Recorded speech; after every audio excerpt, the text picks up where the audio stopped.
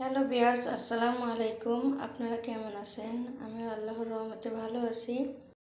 আজ আমি দেখাবো দড়ি দেওয়া সালোয়ারের ঘাট কিভাবে তৈরি করতে হয়।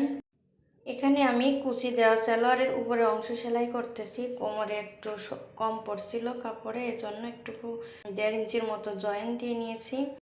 এই জয়েন্টটা ফিতার অংশে চলে যাবে, এটা আর দেখা যাবে না। উল্টা দিকে ভাঁজ করে করে নিব। যাই হোক, এখানে আমি একটু মার্ক করে নিচ্ছি। এই মার্ক অনুযায়ী আপনারা সেলাই করে নেবেন। ওই যে মার্ক করছি ওখান থেকে ওই পর্যন্ত, আর এই মাঝখানের জায়গাটুক গ্যাপ থাকবে, ওখানে ফিতার ঘোরাটা হবে। উপরে মার্ক করা অংশটা আমি একটু ব্যাক স্টেপ দিয়ে দিব, আবার মাঝখানে ফাঁকা রেখে তার নিচ থেকে আবার মার্ক করা জায়গা থেকে ব্যাক স্টেপ দিয়ে আমি সেলাইটা নিচ পর্যন্ত নিয়ে আসব। কোমরের কুচির উপরের অংশটা যার যেমন কোমর সেই মাপ অনুযায়ী নেবেন।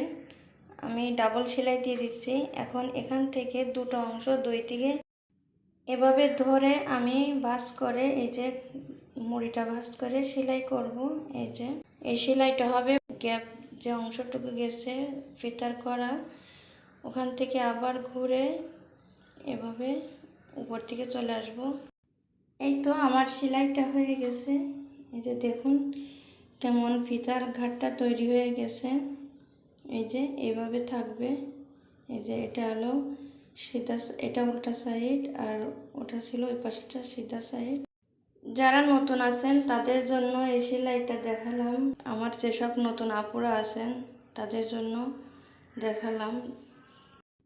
অনেক মা বোনেরা আছেন, বেশিরভাগ বয়স্ক যারা, তারা এভাবে কুচি দিয়ে সালোয়ার তৈরি করে পরে।